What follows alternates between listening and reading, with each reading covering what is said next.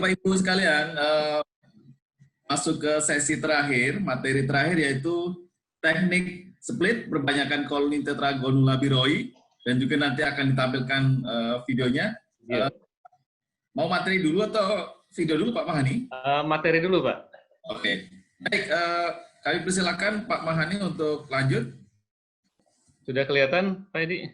Sudah, bagus. Baik, Bapak dan Ibu sekalian, saya mohon izin untuk menyampaikan materi pamungkas ini, materi yang paling ditunggu-tunggu oleh semua peserta, baik itu peserta yang masih awam maupun yang sudah mahir dalam proses budidaya trigona ini.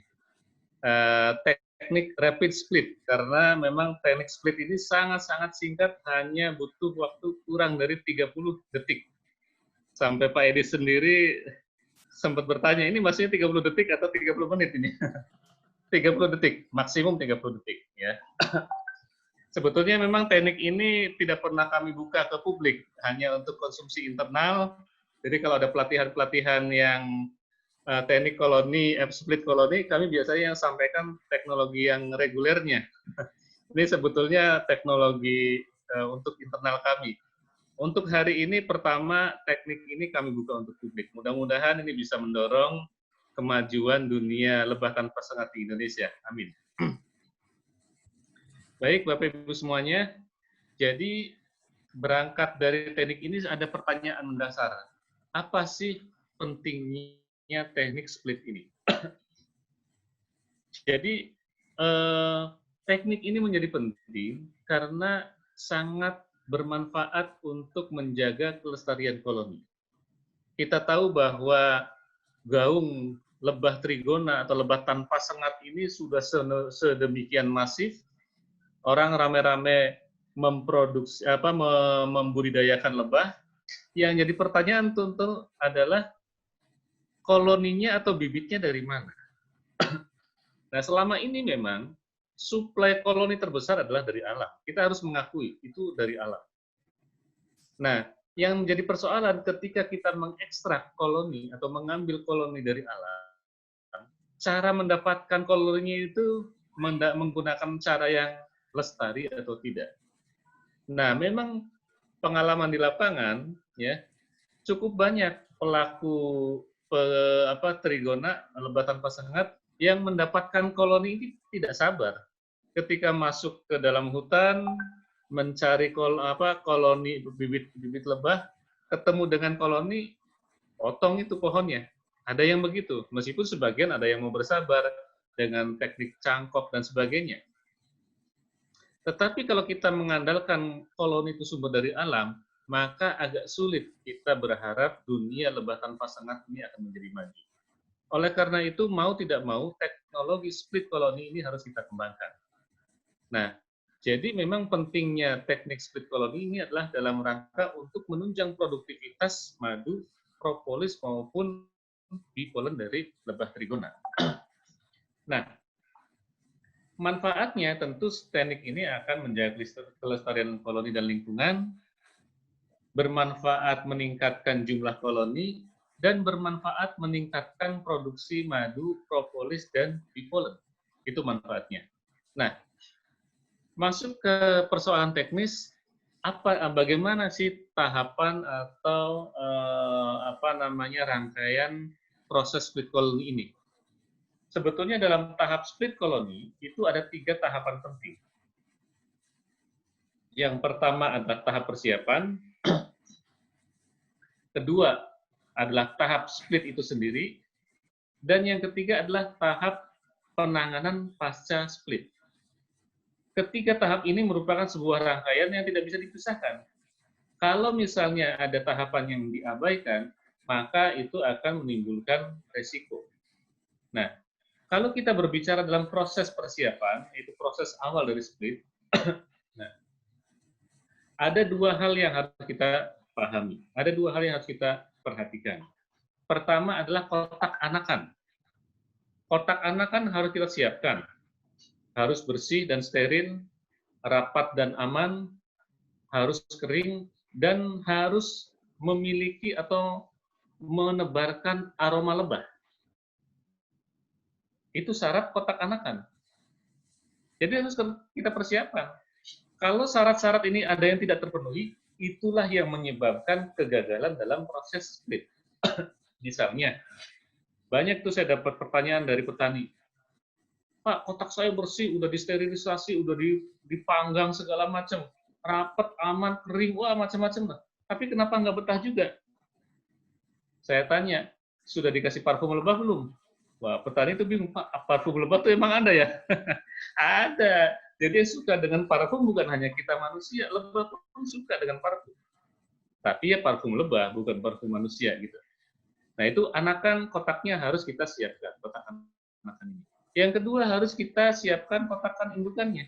Kotak indukan ini kita harus perhatikan, pastikan kotak indukan atau indukannya ini berasal dari indukan yang kuat dan sehat. Kuat tetapi tidak sehat, misalnya baru terinfeksi, akan menularkan penyakit kemana-mana. Bisa menurun itu jumlah koloni. Jadi harus kuat dan sehat.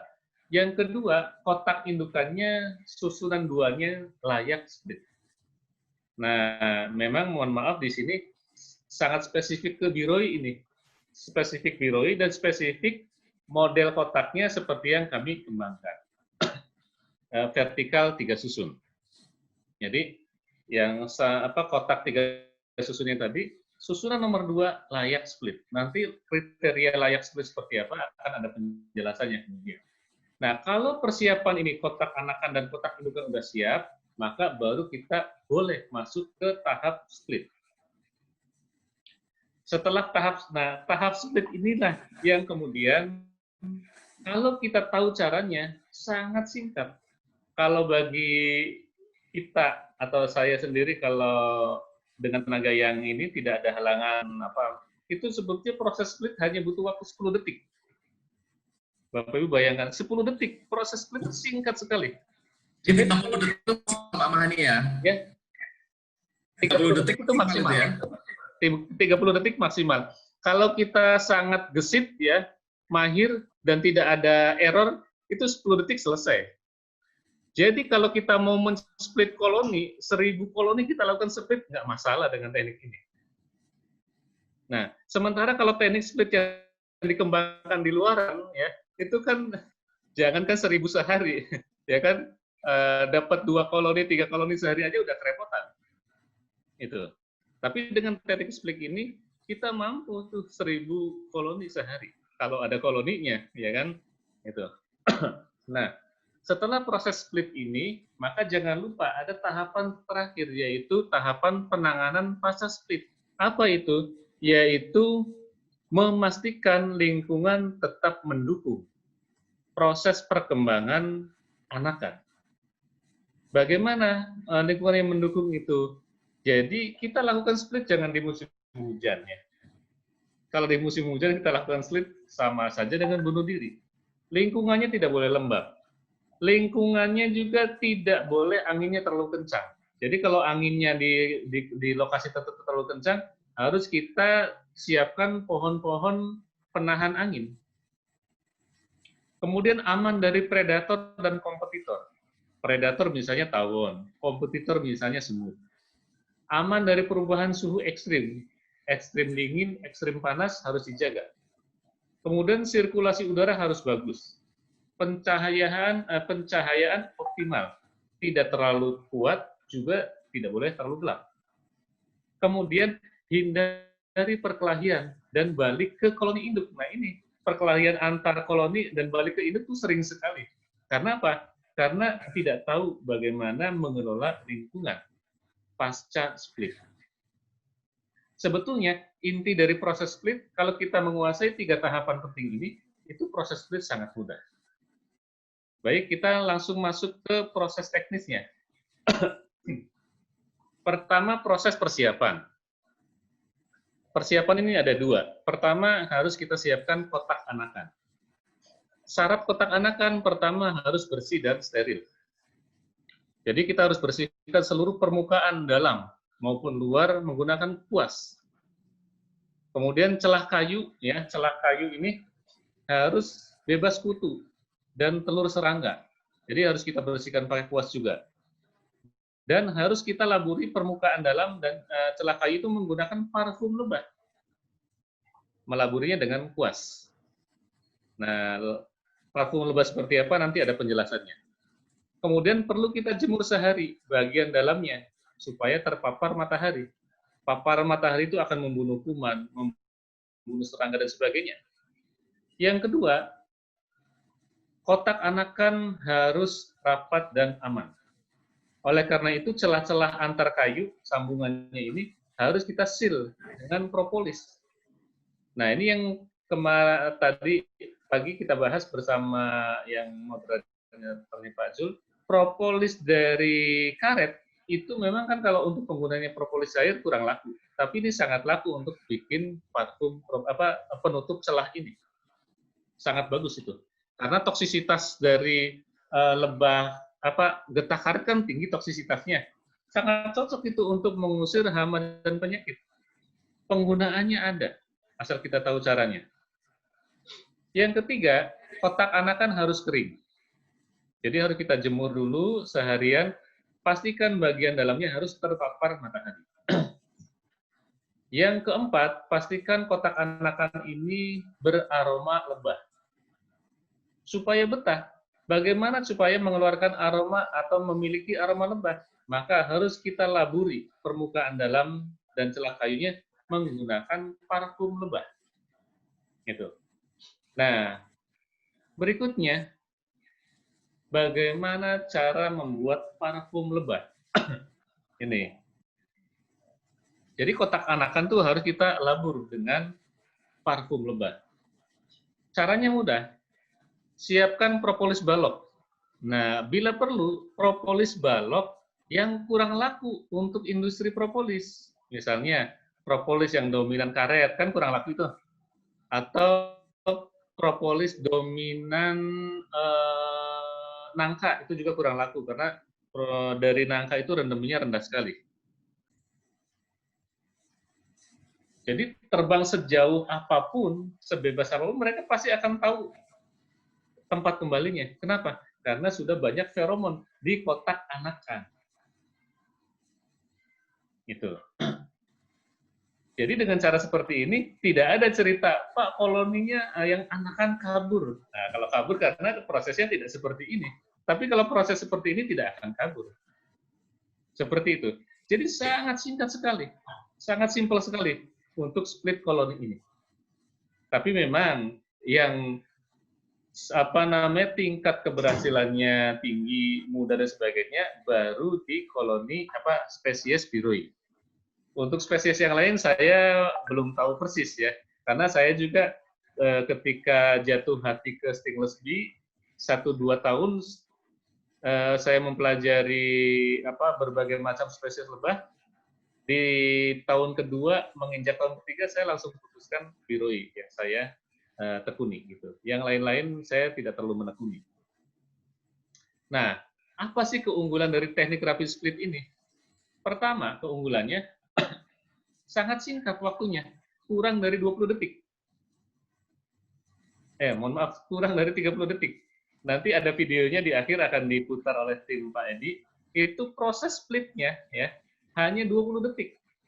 Padahal itu ada errornya itu. Ketika dipasangkan, wah kok nggak pas nih ukurannya. Harus diputer-puter baru dapat yang pas. 20 detik. Kalau lancar semuanya, cukup 10 detik. Proses split ini. Nah, kemudian proses ini menjamin tingkat keberhasilan 100%. Nggak ada cerita gagal. Kenapa? Karena kotak anakannya udah dipersiapkan, indukannya udah dipersiapkan. Yang ketiga, keunggulannya adalah zero, tanpa kerusakan sarang. Kalau teknik split yang banyak dikembangkan saat ini kan, diiris dulu telurnya dibagi dua, diperhatikan dulu ada telur ratunya atau enggak. Kan ketika diiris banyak yang pecah. Kerusakan sarang itu rusak. Tapi dengan cara yang tadi itu yang tadi diperkenalkan, tidak ada kerusakan sarang. Karena tidak ada kerusakan sarang, tidak ada pot madu yang pecah, tidak ada pot pollen yang pecah, tidak ada telur yang pecah, maka zero recovery. Waktu untuk pemulihan itu 0. Hari ini split, besok itu koloni langsung tumbuh. Pembentukan pot madu itu langsung berlangsung. Tapi kalau misalnya diiris dulu, ya, kemudian kepegang-pegang tangan dan sebagainya, biroi kadang butuh waktu 3 bulan untuk pemulihan supaya kotak nomor 1 itu terisi, nempel ke membentuk apa namanya serumen, membentuk bitumen itu butuh waktu 3 bulan. Dengan cara seperti ini, waktu pemulihan yang 3 bulan itu langsung nol. Hari ini split, besok langsung tumbuh. Gitu. Nah, kemudian kelebihan dari teknik rapid split ini bisa digunakan untuk produksi massal. Bapak Ibu kebayang nggak kalau misalnya ada pesanan koloni misalnya 300 koloni dari KPH tertentu misalnya. Waduh, Bapak Ibu repot itu dapat 300 koloni. Yang terjadi apa? Mengekstrak dari alam. Masuk siapkan tim untuk menyisir hutan. Ketemu ada koloni, ambil. Kadang ada dari pohonnya masih produktif, tebang itu. Jadi merugikan alam. Tapi dengan cara seperti ini, alam tetap lestari. Ada kebutuhan massal, bisa dipenuhi. Itu kelebihan dari teknik rapid split ini. Jadi memang ini luar biasa. Nah, nanti timnya PD akan menyiapkan bagaimana video yang baru kami buat kemarin memang. Splitnya itu betul-betul singkat, hanya butuh waktu 20 detik splitnya. Baik, lanjut. Nah, yang tidak kalah pentingnya adalah tahapan penanganan pasca split untuk menjamin koloni baru itu bisa survive. Yang pertama, kita harus jauhkan kotak anakan dari kotak indukan untuk mencegah pembauran. Kalau terlalu dekat, feromonnya kan sama, itu bisa berbaur lagi. Karena dari satu koloni itu ya satu parfum, satu aroma feromon. Jadi kalau terlalu dekat, apalagi corongnya berhadapan, jaraknya cuma 5 meter, berhadapan corongnya, bisa berbaur lagi itu. Nah, ini harus dijauhkan dengan posisi corong saling berhadapan, saling membelakangi. Maka akan dijamin tidak akan berbaur lagi. Nah, kemudian kontrol kotak anakan dari semut. Tawon, cecak, tokek, kumbang, serangga pengganggu lainnya. Harus kita kontrol. Kenapa? Karena pada saat di awal-awal, terutama di minggu pertama, mereka masih proses adaptasi. Proses yang sangat riskan, belum stabil. Jadi harus dilindungi itu. Selama seminggu pertama, dipastikan tidak ada semut yang mencoba masuk. Tidak ada tawon atau cicak yang mengganggu mereka. Harus dilindungi betul. Nah, kemudian kita perlu menjaga lingkungannya agar tetap mendukung, terutama untuk mendukung kotak anakan. Kalau kotak indukan nggak masalah. Ya. Kotak anakan yang harus dilindungi. Nah, perlindungan ini dari sisi lingkungan, perhatikan bahwa tidak ada musim hujan. Oleh karena itu, proses split hindari di musim hujan. Paling bagus split itu di awal musim kemarau. Misalnya bulan-bulan sekarang, ini awal musim kemarau, itu cocok sekali untuk dilakukan split.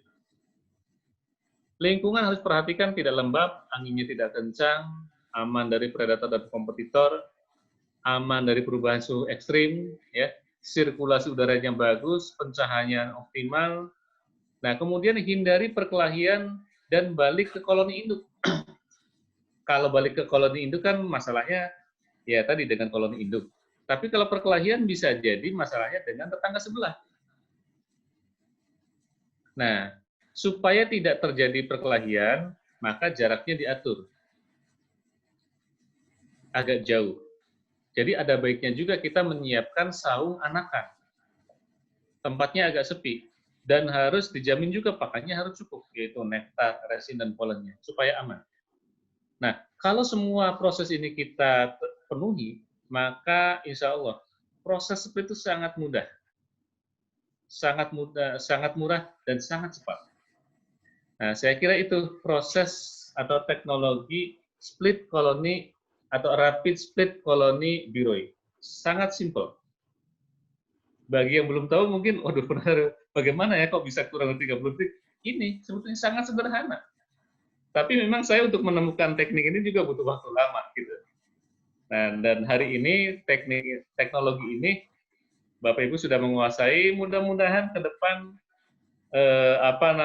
urusan pengadaan koloni bisa terselesaikan, kemudian kekhawatiran akan kepunahan spesies lebah tertentu juga bisa teratasi karena kita sudah bisa menguasai teknik split ini. Ya, baik Bapak Ibu sekalian, untuk selanjutnya kami akan tayangkan video bagaimana rapid split ini diaplikasikan. Silakan Pak Edi, mohon dibantu menayangkan video rapid split-nya. Terima kasih. Silakan host untuk menampilkan videonya. Lanjutan 2, oke, siap. Inovasi adalah bagi sebuah bisnis. Begitu pula dengan budidaya lebah tanpa sengat. Produksi tinggi perlu didukung oleh jumlah koloni yang besar. Bapak Ibu sekalian, saat ini telah ada teknologi perbanyakan bibit lebah tanpa sengat, yaitu teknologi rapid split lebah tanpa sengat, yang diinisiasi oleh pakar pelebahan dari Universitas Padjadjaran Bandung, sekaligus owner Urban Bee Teuwel Bogor, yaitu Dr. Mahani SPMSI. Hanya butuh waktu kurang dari 30 detik dan dengan tingkat keberhasilan 100%. Mari kita ikuti liputannya. Assalamualaikum warahmatullahi wabarakatuh. Bapak Ibu sekalian, ini kita akan mempraktekkan bagaimana proses mempersiapkan kotak anakan untuk split ya. Jadi kita jemur dulu, kemudian kita cat, kita balur bagian dinding dalamnya menggunakan parfum propolis. Nah, itu kita lihat kotak atau susunan nomor 1 sedang dicat atau dibalur menggunakan parfum lebah ya, parfum lebah. Nah, kemudian sudah selesai dinding dalam bagian 1, dilanjutkan pada susunan 2 ya. Susunan 2-nya dibalur juga, semuanya dicat menggunakan parfum lebah.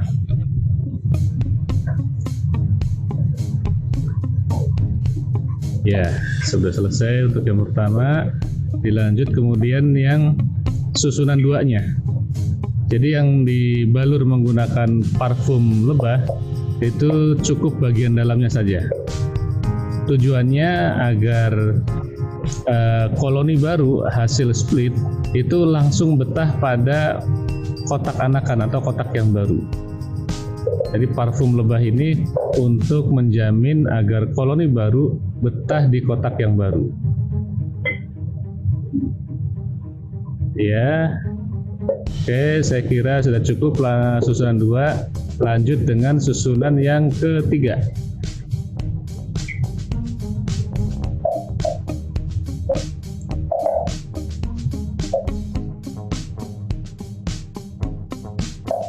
Ya, sudah selesai.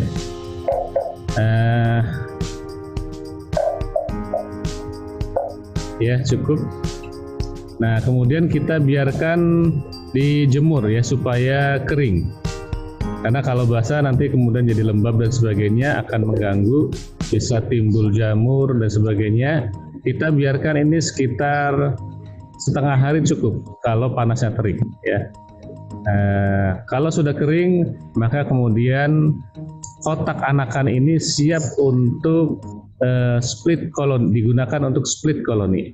Saya kira demikian proses penyiapan kotak anakan untuk split. Terima kasih. Video berikutnya akan menampilkan proses penyeplitan koloni lebah.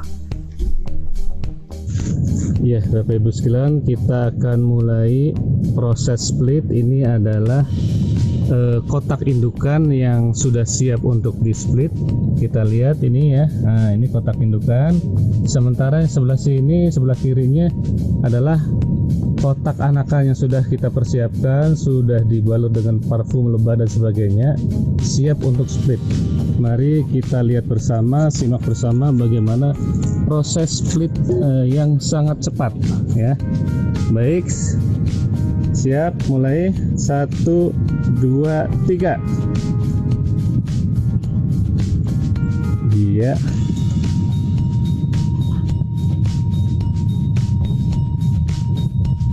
Iya, selesai. Yang indukannya belum pas. Iya, iya tuh. Iya, nah, iya selesai. Sangat singkat sekali. Demikian proses rapid split koloni Tetragonula biroi. Terima kasih.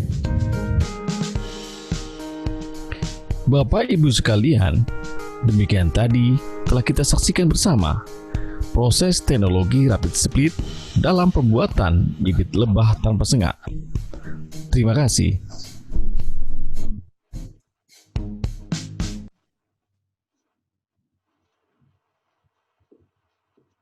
Pak Mahani di unmute.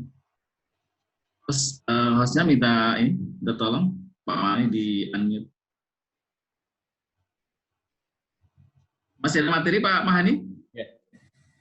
Ya, habis. Ini materi terakhir tadi. Sudah selesai, Pak. Baik. Terus untuk Pak Mahani yang telah berbagi ilmu rapid split-nya. Ya. Terima kasih Pak Mahani. Dan aktornya luar biasa suaranya itu. Bapak Ibu yang kami hormati, alhamdulillah 4 materi telah kita sampaikan. Untuk yang terakhir, materi pamuncak beberapa catatan yang di saya terkait dengan tentunya dengan isu lingkungan dan memenuhi pasar ya. Terkait dengan lingkungan tentu apabila pemenuhan bibit menggunakan rapid split akan mengurangi jumlah penebangan pohon di alam ya, karena sebagian besar saat ini dipenuhi dari alam. Dengan menggunakan rapid split tentu tingkat kerusakan dieliminasi. Kemudian juga tahapan-tahapan hanya ada 3 sebenarnya, persiapan, split, dan pasca split gitu. Dan tentu barangkali belum familiar di tengah dunia trigona gitu ya, ada parfum lebah ini mungkin menjadi asal baru di trigona Pak Mahani. Terima kasih nih udah berbagi sekalian. Tentu sudah banyak masukan-masukan dan pertanyaan yang sudah masuk ke ruang chat. Tentunya harus mendapat respon dari Pak Mahani. Saya rangkum pertama terkait dengan ukuran nanti ya, kotak anakannya ya, baik ukurannya, dan itu juga harus match antara anakan dan induknya, sehingga mungkin tadi yang sampaikan Pak Mahani maksimal 30 detik bahkan bisa 10 detik bisa dipenuhi, bahkan siap dalam jumlah 1000 koloni ya, apabila indukannya siap. Itu mohon disampaikan berapa ukurannya, kemudian juga bahannya, apakah kayu tertentu, apakah bisa juga ada yang menanyakan di chat ini bahannya dari triplek begitu kan, ada juga. Itu pertanyaan pertama, mungkin langsung aja Pak Mahani silakan dijawab. Baik, terima kasih. Pertama, ukuran stupnya ya, ukuran kotaknya. Ukuran kotaknya itu lebarnya 12,5 kali 12,5 cm. Nah, kemudian tingginya, tinggi total itu 60 atau 65. Bisa 60 atau 65. Yang jelas bahwa susunan kotak nomor 1 dan 2 itu tingginya sama. Itu 25 cm. Jadi 2 kotak itu kan 1 dan 2 total 50 cm. Nah, kotak yang ketiga kan fungsinya pengaman. Boleh 10 cm, boleh 15 cm. Kalau untuk kepentingan produksi ya sebaiknya 15 cm. Dan kemudian proses pembuatan kotaknya itu kalau bisa papannya itu dibikin apa namanya, dibikin kubus atau balok memanjang dulu, panjang, supaya rata ya. Setelah panjang, baru kemudian dipotong-potong. Jadi jangan sampai bikin kotaknya kotak satu-satu. Kalau dibikin kotak satu-satu, nanti ukuran kotaknya nggak sama. Ketika melakukan split, wah kok nggak masuk, nggak pas, kegedean, kekecilan, kerepotan. Jadi harus dibikin panjang dulu ya, membentuk kubus panjang ya, kotak pemanjang isinya kosong itu baru dipotong-potong. Kalau untuk ukuran kotak nomor 1 dan 2 kan ukurannya 25 cm. Kita potong 25 cm, 20 cm. Itu pasti ukurannya pas. Nah, jadi seperti itu. Nah, kemudian bahan kayunya untuk biroi itu tidak rewel. Apapun boleh digunakan. Bahkan sebetulnya kalau biroi itu apa namanya? Kardus sekalipun, kardus bekas mie itu bisa ditempati oleh biroi atau oleh bisep ya. Bisa. Jadi biroi itu nggak rewel. Jenis kayunya apa saja boleh. Oke. Jadi kalau bagi yang di luar Jawa kan kayu nggak masalah. Kayu-kayu buangan itu nggak masalah. Meskipun kalau untuk yang di Jawa memang agak kerepotan. Nah, untungnya biroi itu tidak rewel. Jadi kayu apapun bisa dimanfaatkan.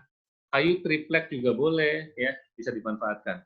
Bahkan bekas triplek, bekas bangunan juga boleh dimanfaatkan untuk kotak biroi. Syaratnya satu, itu ukurannya harus presisi, bentuknya harus presisi. Kalau tidak presisi, pada saat split koloni, kerepotan, itu aja. Pak Fahri, kemudian kita menanyakan juga terkait dengan dapat di mana, apakah bisa di Bitowel atau di Urban Bitowel menjual. Iya. Martin kalau koloninya ya? Ya di chat nanya kotaknya beli. Nah, sebenarnya kalau kotak kan bisa masing-masing buat ya. Hanya untuk bibitnya, mungkin apakah Urban Bitowel ini menyediakan gitu. Itu pertanyaan berikutnya. Kemudian mungkin nanti sekalian aja terkait dengan. Nah ini kan kalau induknya tujuan untuk speed, apakah tidak menghasilkan madu gitu? Ada yang bertanya seperti itu. Dalam artian dari 1 menjadi 2, apakah tidak panen gitu? Mungkin itu 2 pertanyaan dulu Pak Mahani. Iya. Baik, izin untuk menjawab. Pertama untuk bibit, memang kami Urban Bee juga menyediakan bibit ya. Tapi memang kalau kami kemampuan untuk memproduksi bibit itu sangat rendah. Paling sekitar 2 atau 3 koloni per bulan. Kenapa? Karena lahan kami di kota itu sempit sekali. Jadi nggak banyak. Jadi kemampuan untuk memproduksinya paling sekitar 2 atau 3 koloni per bulan. Itu pun memang banyak sekali antrian calon pembeli dari dinas-dinas kehutanan. Ya, jadi untuk kebutuhan Jawa Barat aja kami udah kewalahan. Makanya kami sangat berharap ini misalnya di Sumatera ada breeding center 1. Ya. Inden berapa lama itu? Ya, saat ini sih indennya bisa lebih dari 1 tahun itu. Tapi kalau misalnya kadang kami juga ya karena sekarang banyak permintaan ya kami akhirnya mengambil juga bibit dari mitra kami. Jadi biasanya dari mitra kami kita angkut dulu ke Urban Bee, kita adaptasi, baru kita sebar ke pembeli yang ada di Jawa Barat. Tapi kalau hanya mengandalkan dari produksi bibit kami, karena lahan kami juga sangat terbatas, jumlah indukan terbatas, memang kami kemampuannya hanya 2-3 bulan, 2-3 koloni per bulan. Nah, kemudian, jadi kalau untuk bibit, bisa sih kami bantu. Jadi kalau memang misalnya butuh bibit, bisa kontak dengan kami, atau bisa juga kontak dengan teman-teman Bapak Ibu. Di sini saya lihat ada Bu Sulastri dan sebagainya dari Sulawesi Selatan lah. Itu biasanya tersedia bibit biroi, karena biroi itu paling banyak dari Sulawesi Selatan. Jadi bisa order juga langsung dengan Bapak Ibu yang dari Sulawesi Selatan. Nah, tapi kalau misalnya mau order ke tempat kami juga bisa. Nah, kemudian mengenai indukan, apakah indukan untuk split itu hanya khusus untuk indukan saja, atau bisa juga dipanen madunya? idealnya ini indukan untuk split itu dipersiapkan hanya untuk split saja. Tapi tidak menutup kemungkinan memang ketika kita mau split ternyata madunya juga banyak. Nggak apa-apa, silakan dipanen madunya. Boleh. Jadi pada proses split kadang-kadang kita dapatkan dua. Dapat koloni anakan, juga dapat madunya. Itu sering begitu. Tapi kalau split sekaligus panen, memang kita tidak bisa dapat panennya itu misalnya dari satu koloni 1 kilo madu, nggak mungkin. Karena ruang lantai 2 itu terbagi sebagian dengan telur dan bipolen. Jadi kalau misalnya split sekaligus panen, paling dapat panen madunya dapat ya cuma 300 gram atau 400 gram, nggak nyampe 1 kilo. Jadi bisa. Gitu. Terima kasih Pak Mahani. Pertanyaan berikutnya, ini terkait dengan jenis biroi. Ini kan aplikasi Rapid Split kan diaplikasikan di biroi.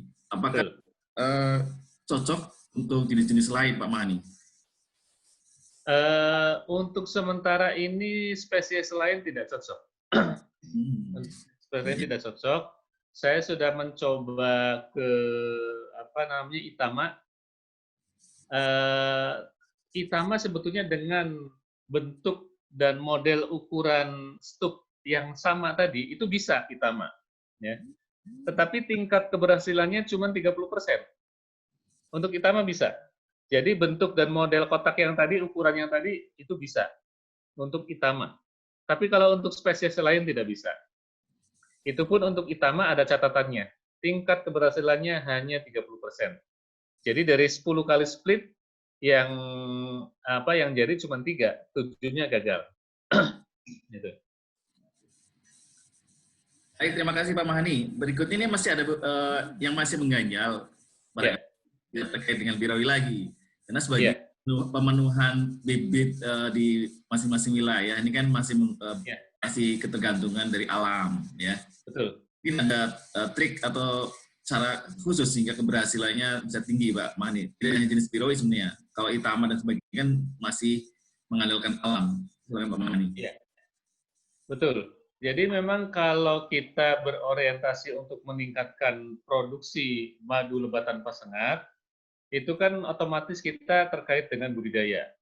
Nah, ketika kita berbudidaya, maka memang harus kita akui spesies yang paling cocok untuk budidaya, untuk menggenjot produksi adalah biroi. Nah, kalau biroi itu kan bisa di-split. Nah, memang sementara ini untuk tahap awal memang daerah-daerah lain yang bukan tidak memiliki biroi, sementara di awal ya perlu order biroi ke tempat lain, apakah dari Sulawesi atau dari Purbanbi gitu. Nah, untuk selanjutnya tinggal dikembangkan bagaimana split. Mungkin ada sebagian orang yang dengan 1 kali pelatihan ini sudah bisa langsung jadi itu. Tapi mungkin juga yang perlu di-refresh lagi dengan pelatihan yang kedua atau yang ketiganya. Siap. Seperti itu. Kadang kan kalau hanya dengan video aja bagi sebagian orang mungkin susah gitu. Ada kendala sana sini gagal bisa jadi. Gitu. Ya, kita siap memfasilitasi. Dengan ini Pak Mahani, ada pertanyaan juga dari para peserta yang ingin belajar lebih detail, apakah bisa berkunjung ke Urban Bee World atau gimana prosedurnya ini Anda? Iya, bisa. Kalau kita juga menyediakan kunjungan, menyediakan fasilitas kunjungan dan pelatihan. Jadi kalau kunjungan itu memang kunjungan maupun pelatihan memang harus membuat appointment dulu, janji dulu.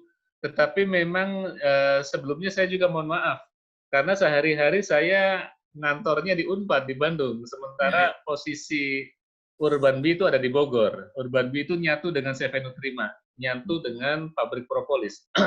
Nah, jadi kalau Bapak Ibu mau kunjungan, biasanya yang menerima adalah tim kami. Jadi harus ada appointment dulu memang. Tidak bisa langsung berkunjung karena kalau langsung berkunjung karena tim kami juga punya kesibukan tersendiri. Sebenarnya kesibukan kami itu lebih banyak di pabriknya. Tapi kalau misalnya berkenan yang menemui adalah tukang kebun sih silakan aja, kapan aja gitu. Yang penting ngasih tahu Pak, kami mau berkunjung, silakan. Tuh. Tapi yang nemui tukang kebun gitu. Kan kalau tukang kebun pemahamannya ketika diajak diskusi mungkin terbahas juga gitu. Kalau yang membutuhkan petugas yang punya pemahaman cukup untuk berdiskusi, ya memang perlu appointment khusus dan ya perlu ada imbal balik. Biasanya kalau kunjungan untuk berdiskusi kita kenakan cas juga, ya. Nanti ada mekanismenya, bisa langsung kontak.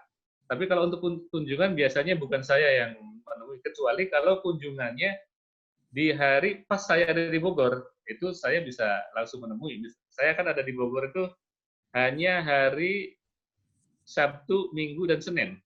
Selasa udah berangkat ke Bandung untuk Selasa pagi. Gitu. Nah, kadang-kadang saya 3 hari yang di Bogor pun sudah punya agenda kemana-mana itu. Jadi seperti itu.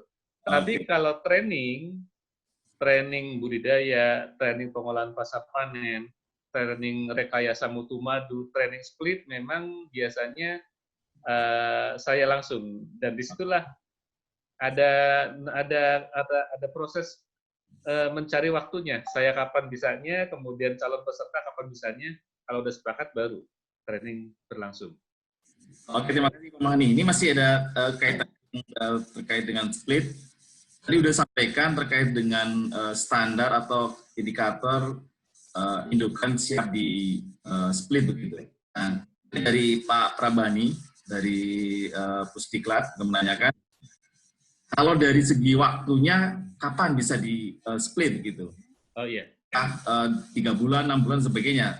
Apa yang disampaikan Pak Mahani di awal tadi, satu hilang, esa hilang, 2 terbilang gitu. Nah, kemudian berikutnya sekalian saja. Nah, ini ada terkait dengan mungkin topiknya yang seharusnya sebelumnya, ini terkait dengan propolis. Mungkin sekalian bisa dijawab saja. Terkait dengan kandungan resin yang ada di karet, mangga, dan manggis, bagaimana cara mengetahui bahwa sumber propolisnya dari tanaman-tanaman tersebut, Pak Hani? Silakan. Ya. Baik. Jadi waktu split terbaik itu adalah di awal atau pertengahan musim kemarau. Karena ketika terutama di pertengahan musim kemarau. Di pertengahan musim kemarau itu sudah pengumpulan polen sudah cukup optimal dan sudah banyak digunakan oleh ratu, telur yang matang jumlahnya sudah cukup memadai. Maka biasanya kalau umumnya para peternak itu split paling cocok di pertengahan musim kemarau. Tapi kalau peternak itu peternak itu punya keahlian ya di atas rata-rata, biasanya sudah mampu membuat rekayasa tanaman pakan. Jadi tanaman pakan itu banyak sekali sumber polennya, musim hujan pun tersedia polen, itu bisa dilakukan split kapanpun. Termasuk saya sendiri, ya kadang-kadang kalau terpaksa, kalau sudah penuh, musim hujan pun saya lakukan split. Itu. Tapi kalau musim hujan, kita tidak memiliki pemahaman yang komplit tentang budidaya, sangat rawan. Sebaiknya, kalau belum pede, jangan lakukan split di musim hujan. Itu rawan sekali. Meskipun kalau kita berani, ya dengan resiko itu, boleh. Masa dari pertama kali nyeplit itu? Kalau dengan teknik split rapid ini, dengan teknik yang tadi, untuk split berikutnya itu hanya dalam waktu 4 atau 6 bulan itu sudah bisa split lagi. Tapi kalau dengan teknik split yang biasa, itu bisa butuh waktu 1 tahun lebih baru bisa dipanen dan split. Itu.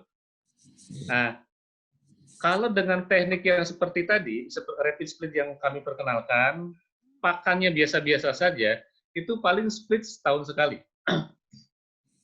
Nah, kalau mau split dalam waktu 1 tahun bisa 3 kali split, itu harus ada rekayasa pakannya. Nah, di tempat kami memang kita di pakannya itu kita campur sebetulnya, selain dari polen dari tanaman, kita kasihkan suplemen juga. Nah, saya termasuk yang beruntung karena S1, dan S2-nya saya dari Ilmu Gizi dan Teknologi Pangan, jadi saya bisa merekayasa pakan untuk lebah. Saya kasih suplemen, itu produktivitas ratu luar biasa. Jadi bisa split 3 kali dalam waktu setahun. Tahun. Iya. Terima kasih Pak Mani. Masih ada pertanyaan lain. Pertama terkait dengan dari Pak Mulyawan, ini yang parfum lebah yang sudah dicampur dengan etanol bisa bertahan berapa lama itu? Ya.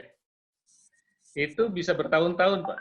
1 tahun, 2 tahun nggak masalah, asal tidak terbuka ya. Tapi kalau tutupnya kebuka, ya 6 bulan juga udah kering, nggak bisa diaplikasikan lagi. Itu.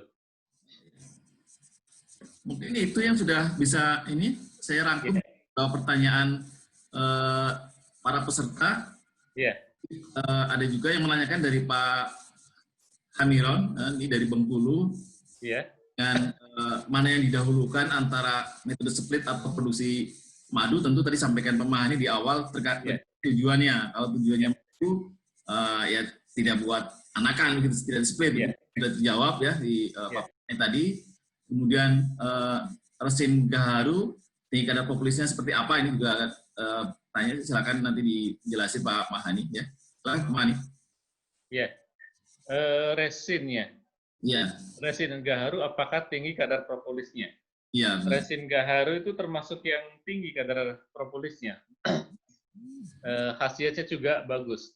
Tapi saya sampai saat ini memang belum pernah dapat kiriman propolis dari resin gaharu. Saya juga penasaran dengan itu. Jadi propolis cair itu seperti apa nih kalau dari gaharu? Belum pernah dapatkan. Tapi getah gaharu ini, resin gaharu sebetulnya aktivitas biologisnya kalau saya baca referensi sangat bagus, cukup menjanjikan gitu.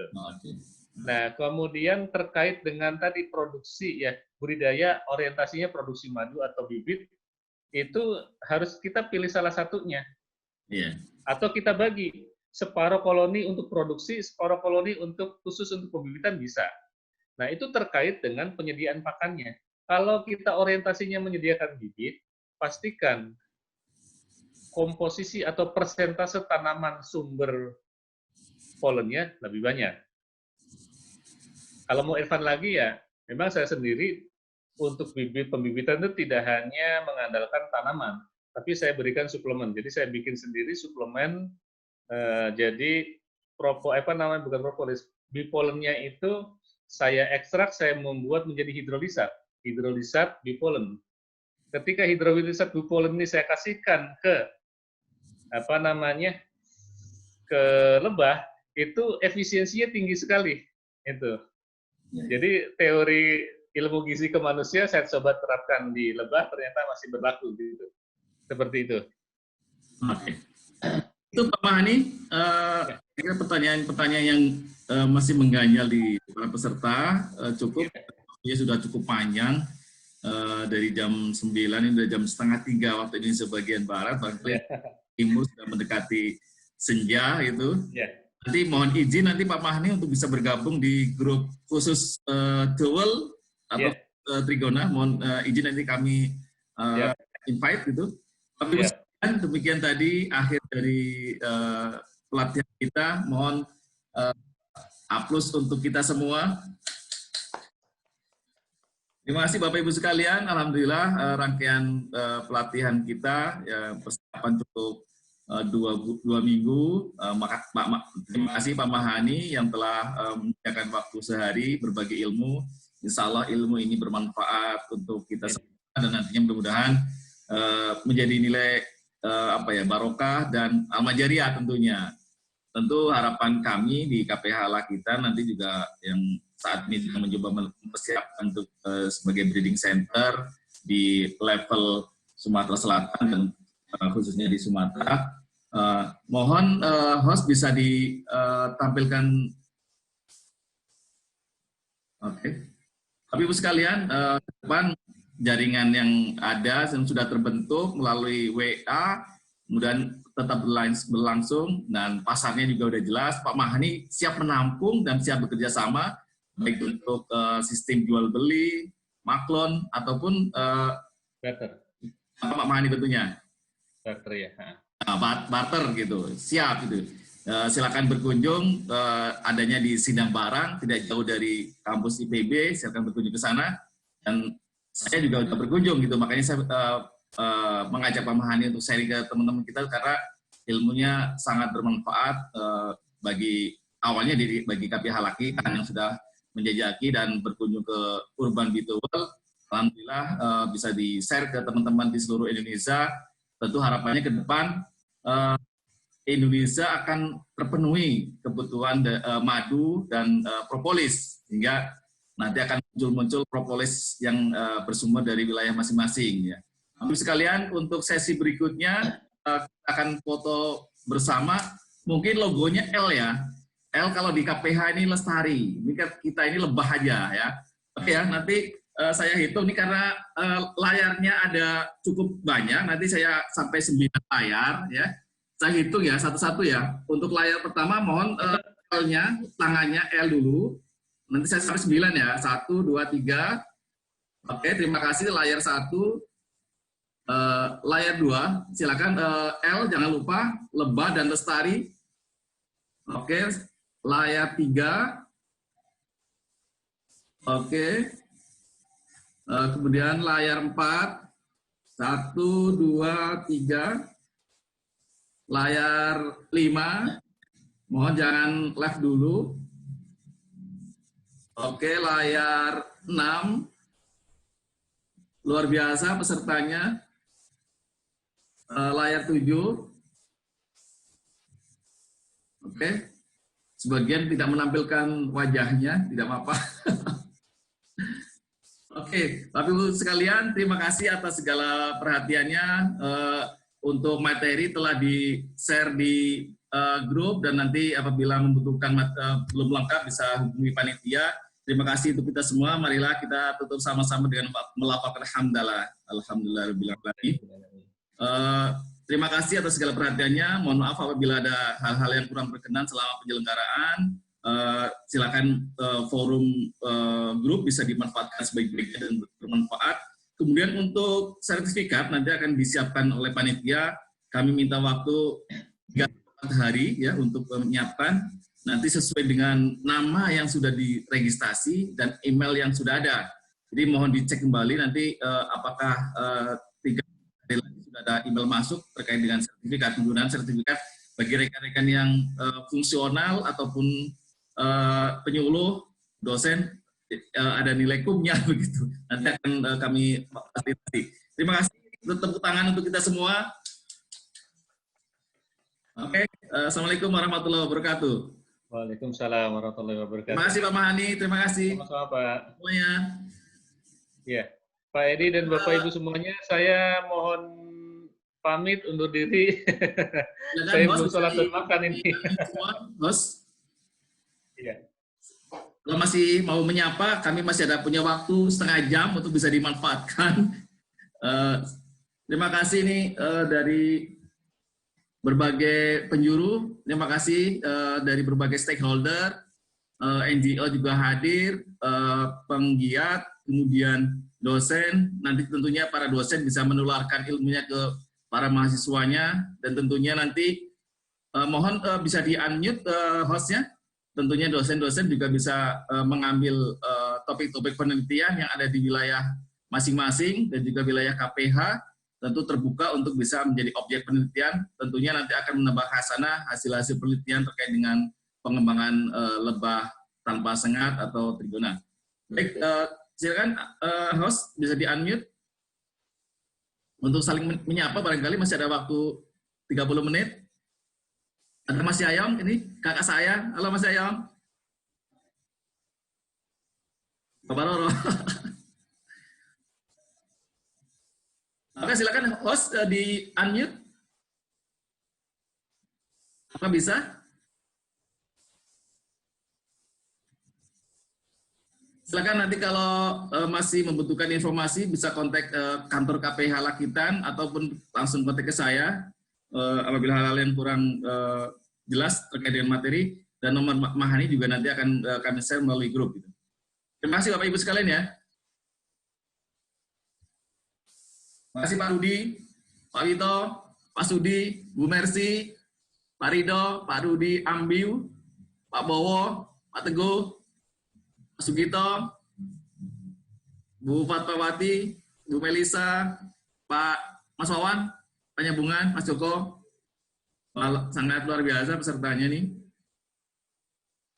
Pak Wiljus, Pak Fauzan, Pak Minal Faizin, nih, Bu Nuraini, Bu Anita, Mas Tibian di Oku, Pak Gunggung, ini dosen saya nih, Pak Gunggung.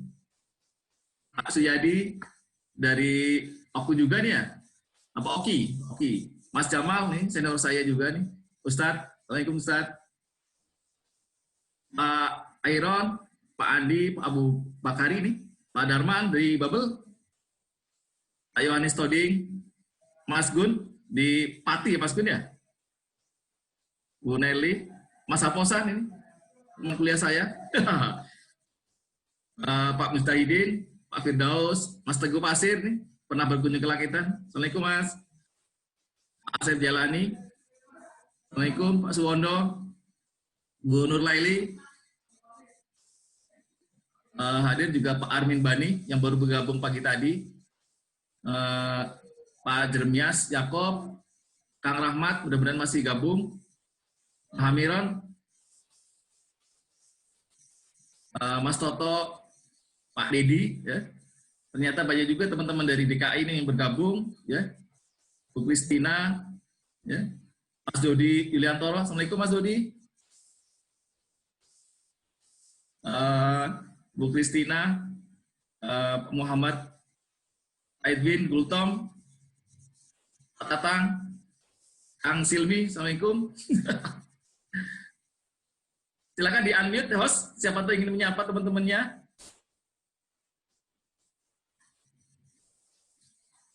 Kita bisa,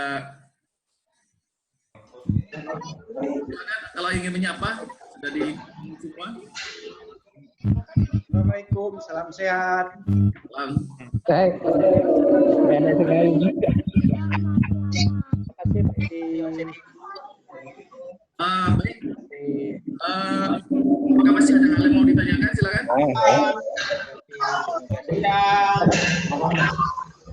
Siang.